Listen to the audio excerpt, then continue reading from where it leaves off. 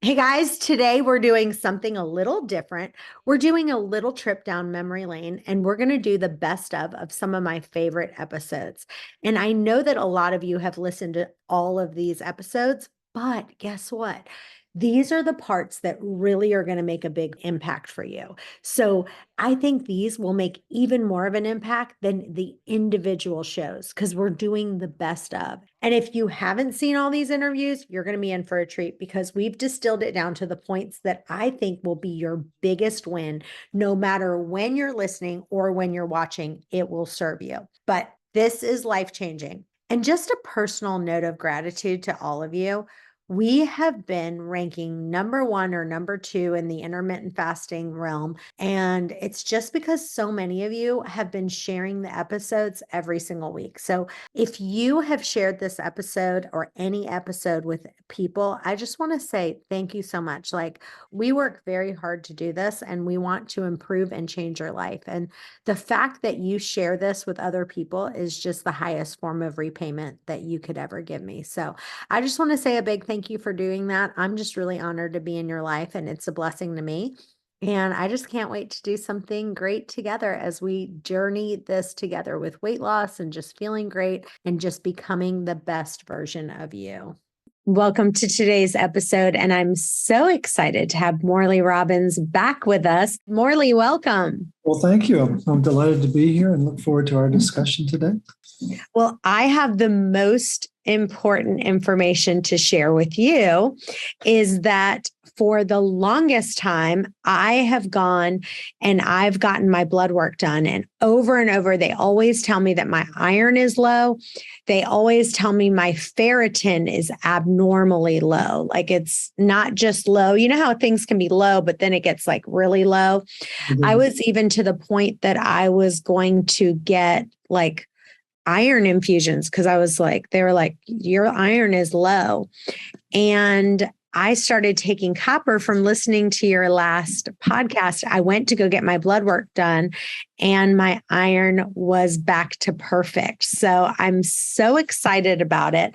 But I want you to explain it because it's actually kind of, I don't know that I totally understand how me taking this copper, now all of a sudden my iron is back to perfect. So explain it to us. Yeah, no, I get it. And you're not alone. There are millions and millions of Chantel out there that's just like, what's going on? So in the world of traditional Chinese medicine, copper is called the general and iron is called the foot soldier. Well, you don't need to be in the military to know that generals are more important than foot soldiers. And there's only a small amount of copper in the body. It's about 100 milligrams. And for people to get a sense of what does that represent, 100 milligrams of copper fits on the head of a 1-inch stick pin. It's a really tiny amount. And how much iron are we supposed to have? Oh, about 4,000 to 5,000 milligrams. So, a significant multiple of the copper.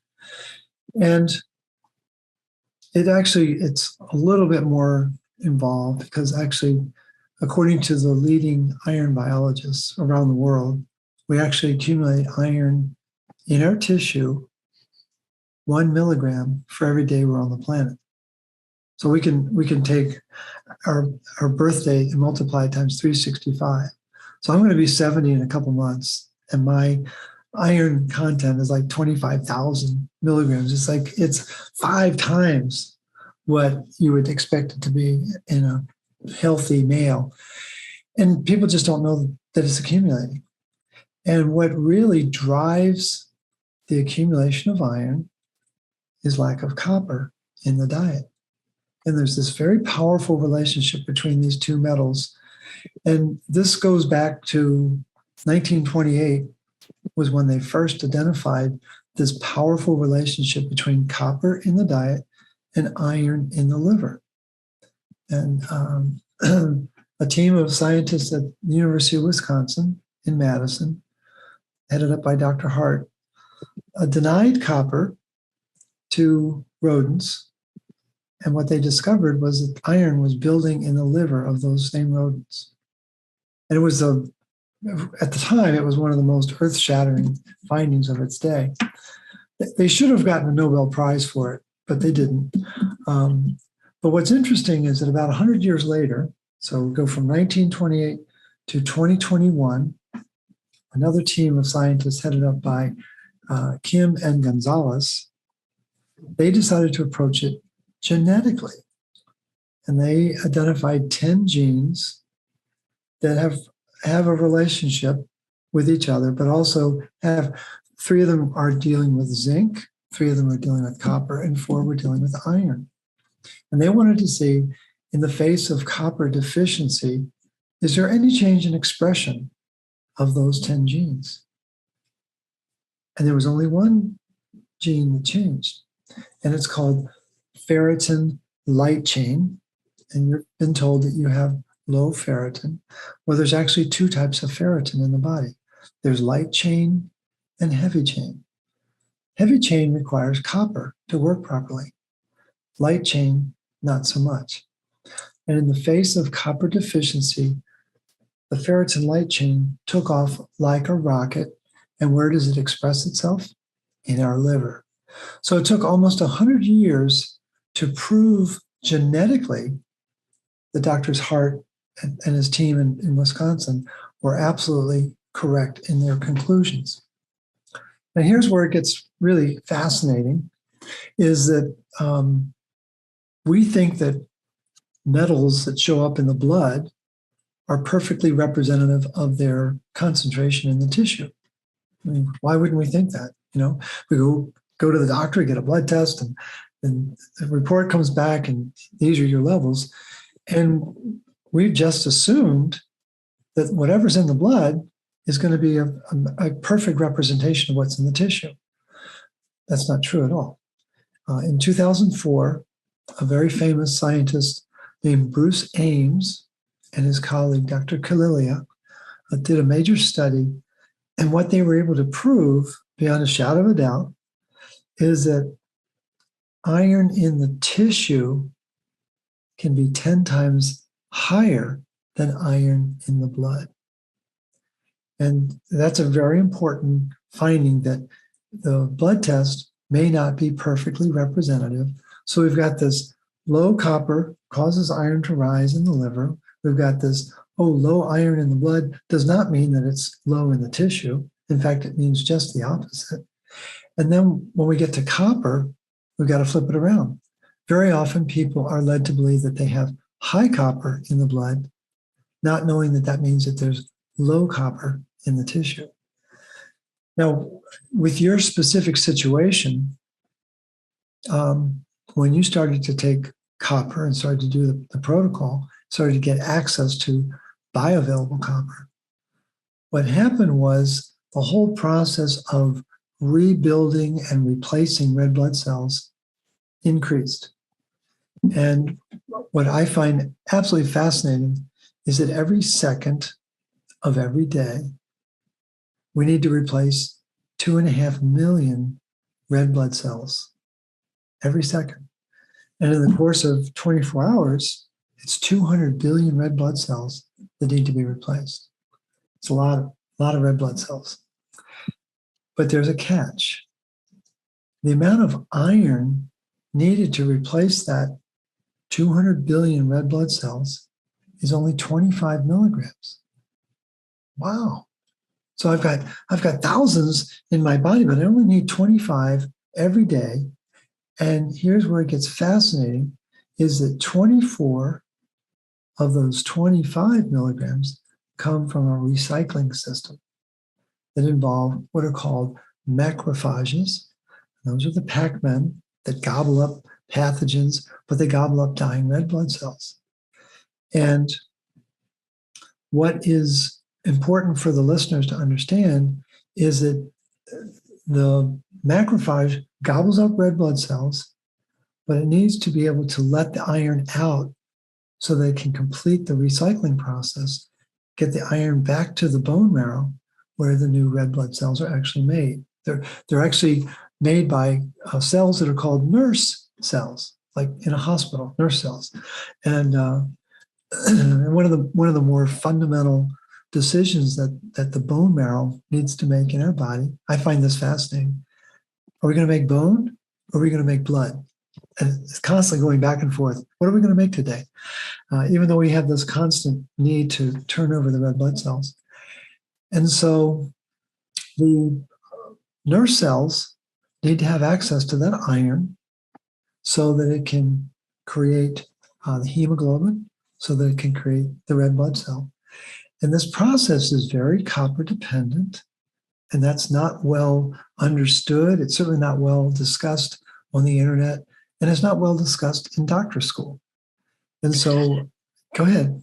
I want to kind of recap a little, and then I'm going to ask you a couple of questions. So I want to kind of like regurgitate some of the things that I feel like you've taught me.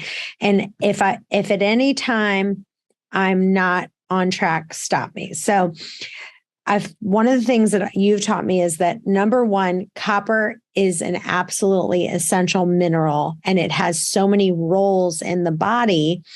And a lot of us are not getting enough copper in our diet, which makes us to have fatigue and weakness, and that not having enough copper actually can cause iron deficiency anemia, where the body is unable to carry enough oxygen to its tissues. Right. And people think, okay, if I'm anemic or if I have low iron, the one of the big reasons that you could be anemic or have low iron is because you have a copper deficiency. And one of the things I know I've kind of researched things that are high in foods that are higher in copper, which would be like liver, oysters, spirulina, mushrooms, nuts and seeds. And I was thinking to myself, and leafy greens, which I do get a lot of leafy greens, but like I don't like beef liver. So I guess I could take a beef liver. I don't like oysters. I love spirulina like in my shakes and stuff like that. But why are people with the food that they're eating not getting enough copper in their diets? Well, for 80 years, copper has been considered the number one nutrient deficiency on the farm. The copper that our ancestors grew up with has been affected by farming chemicals and also by food processing. When you start to refine the grains, you're going to strip away the components that have the minerals in them. And so it's just, we live in an era where the soil isn't being fed as much as it should be, and the food is being refined and being flooded with sugar. Sugar is no friend to copper, I can tell you, especially high fructose corn syrup. And so we're challenged to find enough copper in our diet. You're certainly not alone in not liking liver. I've done 7,000 consults, and I've got a list of like 12 or 13 people who got excited that they could eat beef liver. Everybody else was like, I don't think so. So it's a very common point of resistance. But the thing is, a grass-fed cow is going to produce a liver that's very healthy, and it's going to have more copper than iron. And that's the key behind the intake of the organ meats. Now are so excited to introduce Dr. Peter Osborne. He's going to be talking to us about intermittent fasting for gut health and autoimmune issues. So talk to us a little bit about the science of what's happening in your gut when someone's fasting. Well, so there's a lot of science on what fasting does, and there are different fasting strategies, and we're really focusing on intermittent fasting today. So the key with intermittent fasting for most people, and again, depends on where your health background is or where you're coming from, because the average American, probably the average person watching this summit, has either very little information about fasting or really very little information about nutrition. And I don't want to put everybody in the same box, so if that's not you, I apologize. But point being, the average person eats food that is either very unhealthy for their GI tracts in general, meaning they're eating foods that are highly processed. They're eating, whether they think they're eating foods that are highly processed or not. If you eat bread, you're eating food that's highly processed. If you eat things out of a package or a wrapper, you're eating food that's highly processed. And so what happens is a lot of that processed food contains chemicals, preservatives, additives, contains other ingredients like microbial transglutaminase or meat glue that makes it very, very hard to digest.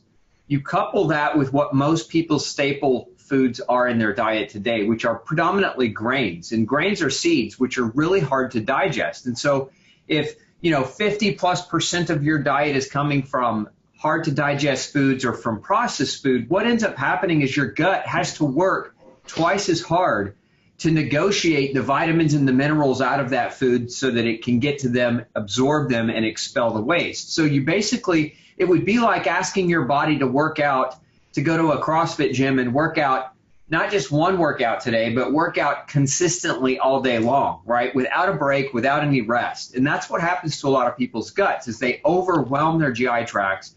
So their GI tracts are always having to work, with always having to work overtime. So there's this kind of breaking point that happens for a lot of people where their guts can no longer take on the brunt of what they're trying to make it do. And this is where fasting can be extremely beneficial, because what it's actually doing is it's formulaically giving your GI tract rest, right? Just like if you were to go work out your biceps or your legs at the gym, you wouldn't want to work them out today and then 2 hours from now and then 2 hours from now, the way people eat meals, right? The way people eat meals is they eat generally consistently throughout the entire course of the day, whether it's 3 square meals like breakfast, lunch, and dinner, or whether you're throwing in snacks, because that's been the trend for the last 20 years, is to eat 6 small meals a day to keep your metabolism going. Like, that's the myth, right? But the reality is without a break, your GI tract loses its resiliency to break the food down and to digest it, and so it starts to falter.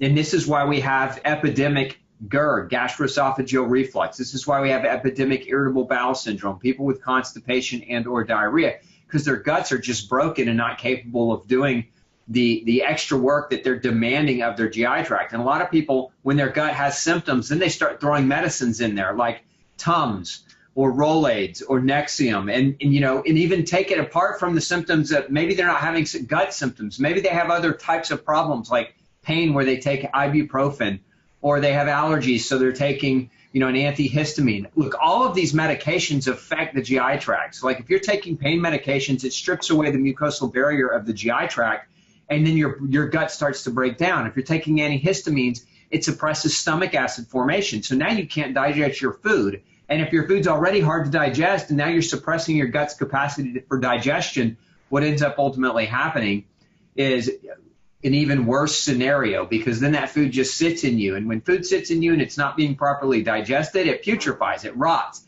feeds the wrong bacteria, helps yeast overgrow, breaks holes in your gut lining, and creates this intestinal hyperpermeability that allows for byproducts that are supposed to be coming out in your poop, right, waste, and allows that stuff to enter your bloodstream and go systemic and create systemic inflammation, and potentially lead to very bad problems like autoimmune disease. So we want to give our gut rest. I say all that to say we want to have programmed rest for our gut, just like we have programmed rest for our brain. You go to sleep at night, you let your mind rest, you let your body rest. Well, during the course of the day, most people never give their gut a break, and the only fast they get is the 6 or 8 hours of sleep that they get on a nightly basis. We have Paul Saladino, who's a board certified medical doctor, and we are going to be talking all about how to take your health to the next level. I'm super excited. Well, I have a ton of questions for you, and I think this next question will go right into it's in a really good spot. So this is from Stephanie in St. Cloud, Minnesota. She says, I have autoimmune disease, rheumatoid arthritis, and eczema, just like you. And I'm deciding on which plan I want to go on that helps me best with my inflammation and my autoimmune disease.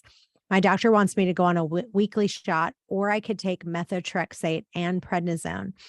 And it sounds like carnivore or animal-based, or the Paul Saladino diet or autoimmune paleo diet would be my best choices.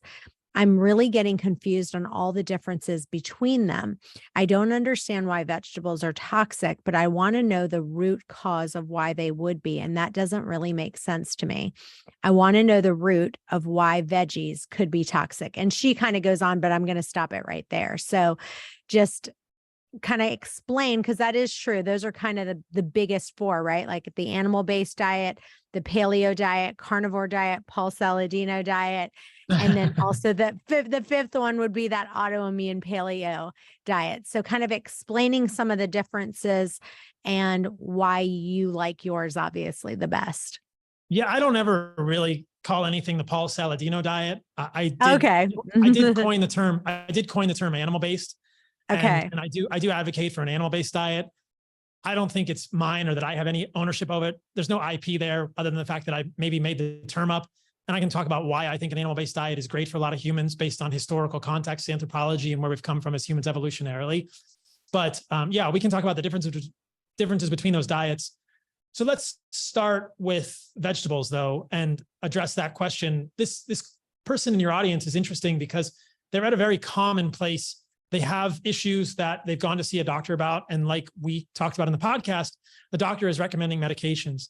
And those medications may be effective for her rheumatoid arthritis, which is probably manifesting as joint pain or joint destruction or other pervasive symptoms with RA, which can be quite systemic in the human body, and eczema. But those medications are going to have side effects. I mean, methotrexate is there to prevent basically the formation of B vitamins in the human body, and it can cause it has all sorts of negative side effects in terms of blood cell formation and anemias. And it's not a benign drug. And certainly whatever shot she's taking is a biologic, probably a monoclonal antibody against something like TNF alpha, which is tumor necrosis factor alpha. And when you take those monoclonal antibodies, it may calm down your immune system, but then you're at a much higher risk of community-acquired pneumonias or blood cancers, leukemias, lymphomas later in your life. So you don't really go messing with the way that nature has designed the human body with medications or monoclonal antibodies without paying a dear price later in life. So this is not, to me, the best strategy. The best strategy would be, what if something in your diet is causing your immune system to be disordered? That is the premise that we're operating on here. That is the premise that I think Western medicine is missing. And so my take on this is, what are the most immunogenic foods? What are the foods that are going to essentially piss off your immune system the most?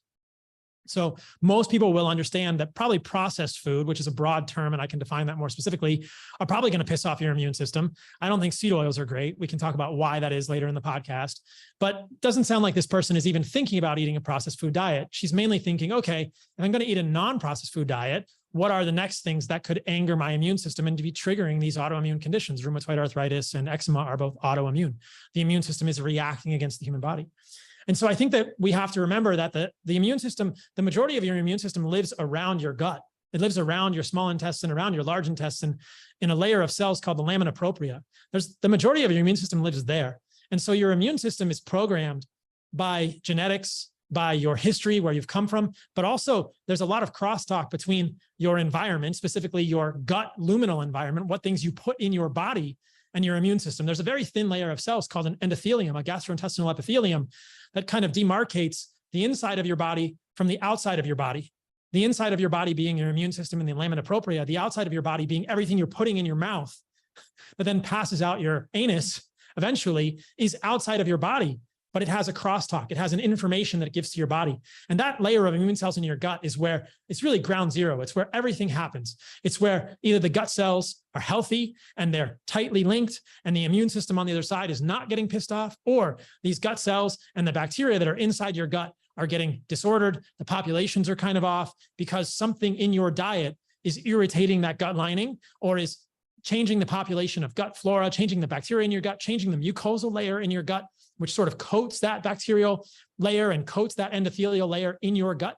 So that interaction between the foods you eat and your immune system is really paramount. So let's go to vegetables, and I'll tie these two things together. If you think about a plant, don't think about vegetables, just think about a plant. You are a plant. You are rooted in the ground. You can't run away. So in my book, The Carnivore Code, which I wrote a number of years ago, and I give this analogy to, imagine being buried up to your neck in the sand, and your face is painted like a soccer ball, and then a big truckload of kids arrives, and they don't have anything to play with, they're going to come over and kick your face. Like your face is painted like a soccer ball. You're buried up to your neck in the sand. That's how plants probably feel when herbivorous animals, when animals that want to eat their leaves or their roots or their stems come around. The plant can't run away from you. Animals can run away. They have defense mechanisms. They can gore you. They can bite you. They can kick you, all these things. Plants can't run away. What does that mean? It means that over the last 450 million years of coevolution between insects, animals, and plants and animals have been at a constant war, a chemical war. Plants must develop defense chemicals, especially in their above ground parts, but also in their below ground parts, to ward off unchecked consumption by animals, insects, fungi, or else plants and these sorts of things that want to consume them would never coexist. So what are vegetables? Vegetables are leaves, stems, roots, and seeds of plants. These are the parts of a plant that a plant must have if it wants to pass its genes to the next generation. Basically, the plant stem is used to prop up the leaves high enough so the leaves can gather sunlight and make glucose. Plants make sugar. They make their own food from the sun. It's sometimes stored in their roots. So plants use roots, stems, and leaves to make energy, to make babies, which are seeds, and then they move those seeds to the next generation. And at every step of that path, that plant's DNA, all of that plant's energy is going into maintaining the plant, but moving it to the next generation. It's like us as humans. We have children, we move our DNA to the next generation. That's part of why we're here for a lot of people. That's why plants are on the earth. If plants want to continue, they're moving their seeds. In order to protect those seeds, they must put defense chemicals in the seeds.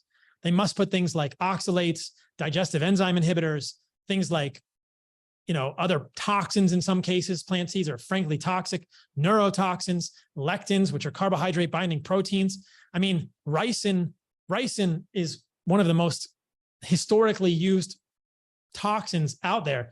And it's a lectin. It's a carbohydrate binding protein derived from a plant seed. Ricin, the ricin letters were famous in the 90s or early 2000s. I think Obama was sent a letter that was contaminated with ricin. There's a big, ricin is a major toxin for people that were around in the 1990s, early 2000s for chemical warfare. That's derived from a plant. That is a lectin. And that lectin goes into your body and deactivates all of your ribosomes.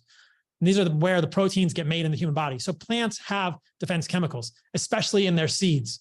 But remember that grains, nuts, seeds, and beans are all plant seeds. If you plant those, they're all going to grow into plants. And so seeds are highly defended. You can look at any seed and find lots and lots of defense chemicals. And you can do the same with leaves. Spinach is a great example. We've been told, Popeye, eat your spinach. But that spinach is full of oxalates. Oxalates are technically dicarboxylic acids. Functionally, they accumulate in the human body and cause, in many people, some people, the most common type of kidney stone, which is calcium oxalate. But they also appear to accumulate in the neurologic system, potentially in the joints, in the breast tissue, in the thyroid. So having too much oxalate is a problem for humans. We make a little bit, but you can increase your oxalate consumption. You can increase the levels of oxalate in your body by 10x, 5x, or 10x a day by eating things like chocolate, turmeric powder, spinach, rhubarb, almonds, beets. These are all really, really large sources of oxalate. And there are documented cases of people dying from oxalate toxicity, something that's found in a lot of foods that we eat. So you could technically probably kill yourself if you just ate a ton of spinach. You'd have to eat pounds and pounds of spinach, but even 1 cup of spinach has a significant amount of oxalates, way, way, way more than you would ever make in a day in the human body from the breakdown of certain amino acids. So kale, broccoli, cauliflower, Brussels sprouts, these are all in the brassica family. They contain a family of compounds called isothiocyanates. These compounds exert their defense actions by inhibiting the absorption of iodine in our diet. So your thyroid doesn't work well without iodine, which is a mineral that you need to make thyroid hormone, the sort of master regulatory thermostat hormone in the human body. Oatmeal is a seed. Oats are a seed. We think of them as a grain, but oats have been thought of as a very good breakfast for humans. But oats contain so many problematic things for humans. They contain phytic acid, which is a large molecule that chelates minerals, prevents their absorption. Oats contain saponins, along with quinoa is another common source of saponins.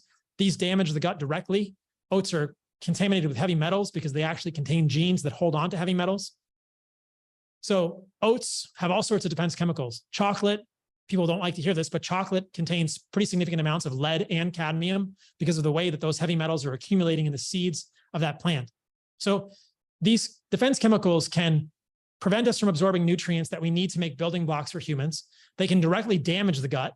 They can indirectly damage the gut, like lectins, which are prominent in things like beans and seeds.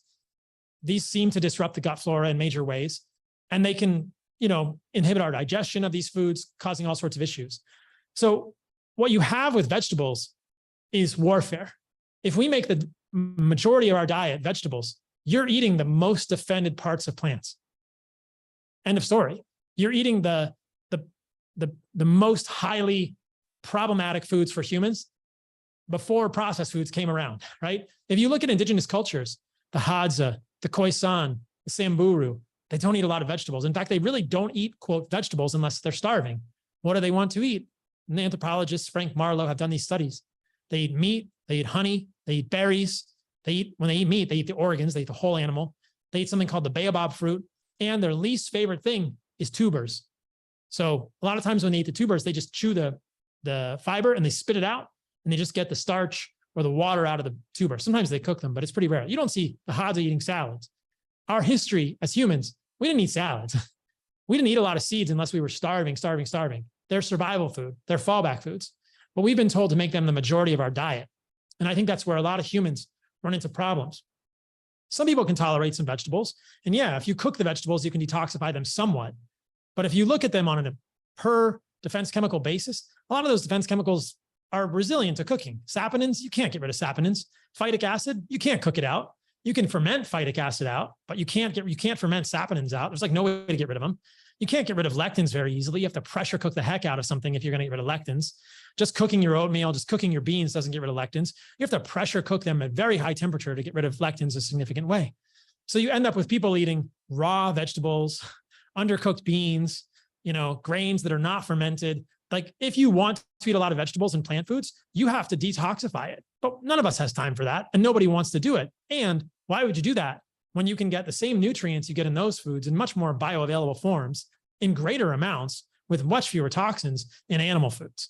So that's the explain that. So what would you, if you wanted to do that with the vegetables, what would you do? So if you wanted cauliflower, let's say you were just like, I'm dying for cauliflower right now. What would you do so that you felt like your body would digest it and process it easier? You'd have to do the experiment and be very honest with how your body's digesting it. You probably want to pressure cook it and then maybe ferment it. So you'd probably have to spend 2 days preparing your cauliflower before you even eat it. So you wouldn't just want to boil it, because even boiled cauliflower, you're still going to have isothiocyanates being transformed into their active forms in your gut, inhibiting the absorption of iodine. So you'd want to boil it, pressure cook it, and then ferment it. So you've got a 2-day process to prepare the cauliflower. You might as well be starving. Like you better not have anything to eat if you're going to spend that much time making cauliflower less, like the least amount toxic. Now, people think of sauerkraut. A lot of people like pickles. Well, pickles are a fruit because they're a cucumber. We didn't talk about fruit yet, but I'll talk about how that's different than all the vegetables, because fruit is different. But cabbage is a leaf. Cabbage is a brassica leaf. And sauerkraut technically is a fermented leaf. So some things are going to be less problematic in cabbage. It's going to get rid of many of those isothiocyanates in that family of plant leaves. The problem is that cabbage and lettuce can also accumulate the heavy metals just because of the way that plants take up those heavy metals and put them into their leaves, and no amount of fermentation is going to get rid of those heavy metals. But if you really, really wanted to eat cabbage, the best way to do it, relatively speaking, would be to ferment it. So what about the amount of sugar that's in fruit, and what's kind of your favorite go-tos on fruit? Are you like, I'm not worried about the amount of sugar because I'm working out so much? And what about somebody who is not working out as much as you are? Obviously you are in great shape and you work out a lot, so you can have more fruit. What would your recommendation for someone who's not wanting to eat too much fruit, but where's that balance? Yeah. So at my website, which is paulsaladinomd.co, there's a free animal-based calculator. You can put in your weight, your activity level, and for both men and women, we'll give you recommendations, broad recommendations in terms of macros, carbohydrates, protein, and fat per day. So you can see that. And I think that the carbohydrate piece is dependent on your activity level. and probably your baseline level of metabolic health. So for people who are moving a lot and are metabolically healthy, you can probably eat as much fruit and honey as you want, almost. I mean, I'll have 200, 300 plus grams of carbohydrates a day from fruit and honey and lactose in raw milk. And I think it's fine. I mean, it doesn't change my metrics of insulin sensitivity. I don't gain weight. The more I eat, the better, actually, in terms of hormonal health and energy and sleep. So, but if somebody is not as active, maybe they're only working out a few times a week, or they just do a light walk in the morning, you can scale down the carbohydrates. If somebody is coming to the program and they are insulin resistant, they're obese, they want to lose weight, or they're diabetic, then I think you can scale down the carbohydrates even more, but I wouldn't do zero carbohydrate. So I would say for most people, the bottom end of carbohydrates is around 100 grams a day. I don't think you want to get any less than 100 grams. The top end, I mean, who knows what the top end is? I mean, I've worked with NFL players and I recommend 400 grams of carbohydrates a day. Fine, 500, do it. So there's a large range in terms of carbohydrates. Now, we talked about rice. People are not used to getting that amount of carbohydrates from fruit and honey because those are simple carbohydrates and they're quote unquote sugar. But if you look at the medical literature, I have never been able to find or had anyone present me with a piece of literature that shows that fruit is bad for humans. There's great evidence that even fruit juice, blood orange juice, regular orange juice improve endothelial function. Grape juice improves endothelial function. Fruit juice improves endothelial function. Endothelium is the inside of your vessels, the blood vessels. It's also the inside of your gut lining, but now we're talking about vascular endothelium, not gastrointestinal epithelium. So endothelial function is improved by fruit juice. People fear the sugar in fruit, but it doesn't, I talk about this all the time. There's no evidence that it's harmful for humans. It doesn't cause insulin resistance. It won't cause you to gain weight. If you're massively insulin resistant, it may cause a slight bump in your blood sugar, but I don't even think it's going to be that bad. There's studies in diabetics where they give them 125 to 150 grams of honey per day. That's 10 tablespoons of honey per day in a diabetic, and their insulin sensitivity gets better. So there's lots of evidence that honey is even beneficial for odontal health, for your teeth. There's lots of evidence in the dental literature that honey is beneficial. It's antibacterial. It's been used to treat all sorts of bacterial infections in the mouth and elsewhere. It's associated with many cardiovascular benefits. So don't fear fruit and honey. Now, if somebody is not used to doing a lot of honey, I get most of my honey in milk. So I'll drink a number of glasses of raw milk per day, and I'll put honey in my milk. I don't fear it. But I think that people can use things like white rice or sweet potatoes, which are kind of in the middle for me. They're kind of in the gray area, the yellow zone, if they want to increase their carbohydrates. But I don't think things like grains are great sources of carbohydrates for humans. And I certainly don't think that processed sugar or sodas are good sources of carbohydrates for humans. So, but I wouldn't fear fruit, and I wouldn't fear the sugar in fruit. It's clearly beneficial for humans. And I think that the reason sugar broadly gets a bad rap is when we conflate data looking at things like high fructose corn syrup or highly processed sugars or foods containing highly processed sugars. And we try to conflate that with things like fruit and honey, which are non-processed. If you actually look at high fructose corn syrup, which is a completely different thing than fruit sugar, you'll find that it's often contaminated with all sorts of negative things, even heavy metals in that from the way they process it. Organic solvents from the way they have to extract it and make it. So high fructose corn syrup technically should be fructose and glucose, but it's also fructose and glucose plus a whole bunch of other contaminants. Have you heard of this thing called a peel? It's a coating that's being sprayed on avocados, apples, lemons, limes, and a few other fruits in the United States. And it's derived from seed oils. And those seed oils, it's grapeseed oil, is made into mono and diglycerides, which is going to probably cause a significant amount of trans fat. But the other problem with a peel is that if you look at the actual data, you'll see that when they spray this thing on the fruit, it's contaminated with all sorts of heavy metals and heptane, things they use, organic solvents they use to make it. So I believe palladium and other heavy metals are in this appeal coating, which is going on foods. And it's just a very small little label on the food. It's on that little sticker you see on the food. And there's a number and there's a barcode, but there's a very small little thing in there that says appeal, A-P-E-E-L. So it's the same idea with sugars. If you have a highly processed sugar, high fructose corn syrup or others, is that sugar contaminated with things that could be causing us to think that they're problematic for humans? Well, answer this for me. With some carnivore diets, they say that you can have coffee, but animal-based says no. Explain why you aren't a big fan of coffee. So if I answer this question about coffee, and now that I've already talked about chocolate, people are just going to stop the podcast, but I'll tell you. At this point, I'll just plead the fifth, but I'll actually tell you guys, you can just skip over this part if you want, if you don't want me to ruin your coffee. I don't think that coffee is the worst thing that most people are doing in their life. And, my friend that just started doing animal-based was continuing to drink coffee, and I think she feels fine with the coffee. I realized that if I say coffee is harmful for humans, I'm basically alienating 90+% of your audience, because coffee is pervasive. But I think that with coffee, we just have to ask ourselves why we're drinking it and how many of us are using it as a crutch. So the main problem that I have with coffee, you can all put your earmuffs on now if you want, is that the quarter life of caffeine is 12 hours, which means that if you drink coffee at 10 a.m. and you go to sleep at 10 p.m., you still have a quarter of the caffeine from that cup of coffee in your system. And that's almost certainly going to disrupt your sleep architecture. Now, if there's one thing that I could safely say is rejuvenative for humans, better skin, better libido, decreased aging, better mental clarity, associated with earning more money, it's getting good sleep. And yet we've just sort of relegated that to the back porch and said, oh, I'll sleep when I'm dead, or I'm working so hard, I'm only going to get 5 hours tonight. Well, this is a Faustian bargain. I would not do anything that messes with your sleep architecture. It's a horrible bargain.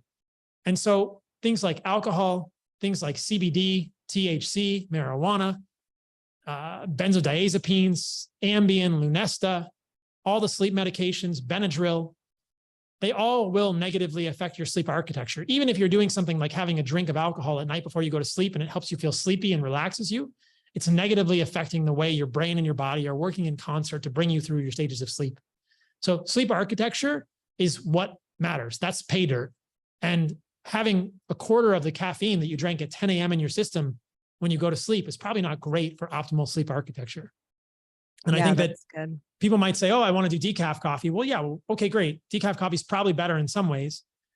Aside from the caffeine, a lot of coffee is going to be contaminated with mold toxins, pesticides, and other things. So yeah, you could probably find a coffee. I know there are coffees out there that are organic, that are wet processed and don't have mold toxins. And those are going to be better than regular coffees, but they're still going to have caffeine. So I just don't see a way around it. And I think that most people I don't drink coffee. I have a short time in my life when I was in physician assistant school, but it just gave me palpitations. And believe me, I loved it. I mean, a mocha, like coffee and chocolate, great, amazing. Got me hyped up, got me focused. I don't even know if I learned any better, but I was definitely like jittery. But it's just, to me, it's not worth it. And most of us, I think, are probably just kind of stuck between a rock and a hard place in terms of how busy our lives are, our commitments, our sleep, our families, our jobs. And I get it. I don't think coffee is the right answer to that, but that's why I'm not a huge fan of it. But having said that, I think there are a lot of people who eliminate many things from their diet and feel really great on animal-based, with organs, with meat, with fruit, with honey, with raw dairy, and they still drink coffee and they're fine. So take that for what you think, take that with a grain of salt. Yeah. So one of my really great friends started following you, and she actually FaceTimed me, and she started taking liver, and she literally was like, okay, I want you to watch this. So she took the liver, she sliced it up with scissors. She probably put the pieces about this big, and she was like, watch how easy this is. So she literally took it. She swallowed it. It took 2 seconds. She actually had a friend over, and she was like, see how easy this is? It's just like taking a vitamin. So I want you to talk about any tips on how to take liver and why you are such a fan of literally eating raw liver. Yeah. So I went to Tanzania a few years ago, and I spent time with the Hadza, some of the last remaining hunter-gatherers on the planet. I wanted to see it firsthand. Believe me, they ate everything. They ate the whole animal. The day after we killed an animal, I ate the brain with the hunter who killed it. But if you look at what's available for us as humans today, most of our families have kind of lost our ethnic traditions. But in almost every ethnic tradition, whether you're Middle Eastern, my family's Mediterranean from Italy, Asian traditions, South American traditions, Central American traditions, Native American traditions, whatever ethnicity your family is from, 2 or 3 generations ago, your ancestors were eating liver without a doubt, and they were relishing it. And the reason that this sort of wisdom has been passed down is because liver is very nutritious. It's basically nature's multivitamin. And that may sound trite, but it's incredibly deeply true. If you look at the nutrients in meat, and I'm talking muscle meat, whether it's hamburger or steak, they're great. You've got zinc, you got B6, you got B12, you got some K2. But if you look at liver, it really complements what's in muscle meat. And there are many unique nutrients found in organs, specifically liver as a powerhouse of these, that are difficult to obtain outside of liver.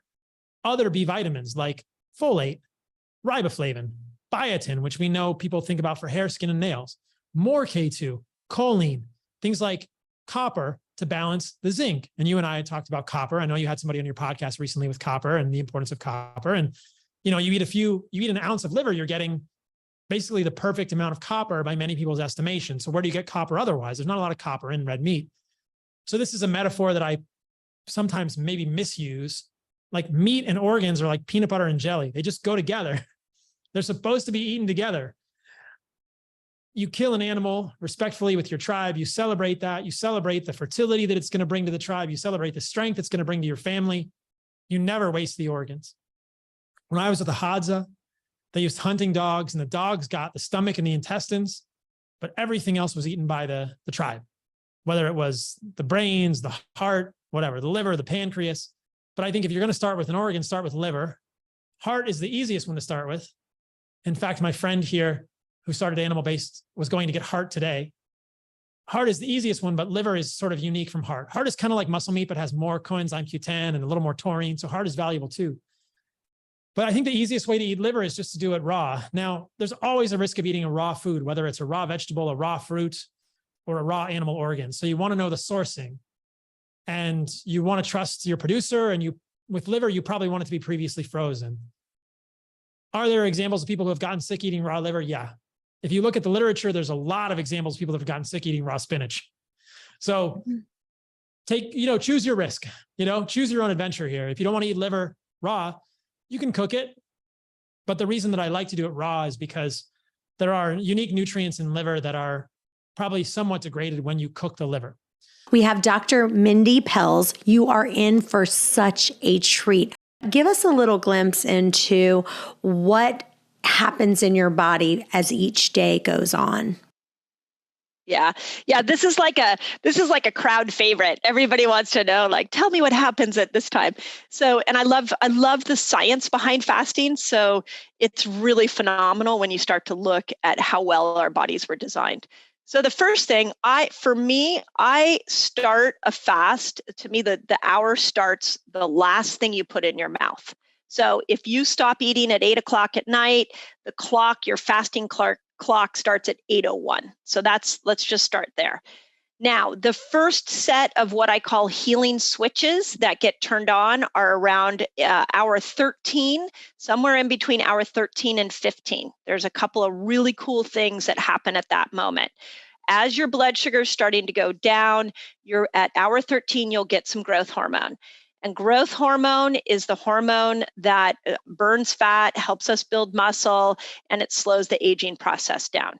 You also are working at about hour 13 to moving over into a whole nother fuel source. And we call it the fat burner fuel source. And so your body's starting to metabolically switch over into a different fuel source. And the presence of ketones, when you get ketones that start to go up, we like them up above about 0.5. We now know that your body's operating from a totally different fuel source, which is why you feel so good. So 13 to 15 hours, you're getting ketones, you're starting to burn fat, you're getting growth hormone. And then the last thing we see at that time is inflammation starts to come down. So that is your first hurdle. If you have not fasted, that is the first hurdle that you want to get to.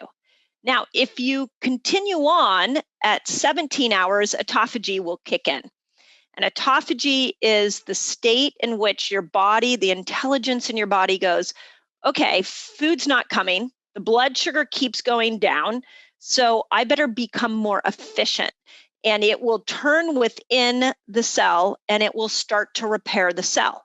Now, something really cool about autophagy that is very relevant to this day, and I don't think we talked about it on the summit as much, is that once a cell is clicked into this autophagy state, it looks around, that intelligence will look around the cell and it will kill bacteria, it will kill viruses, it will kill pathogens, and it will destroy them and get them out of the cell.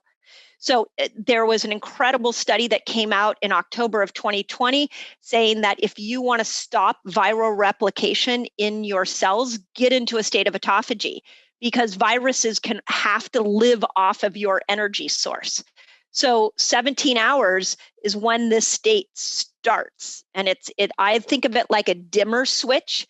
It starts to slowly turn on at 17 hours.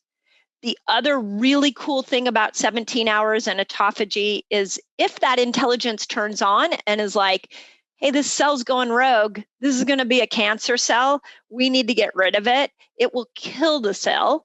And we call that apoptosis.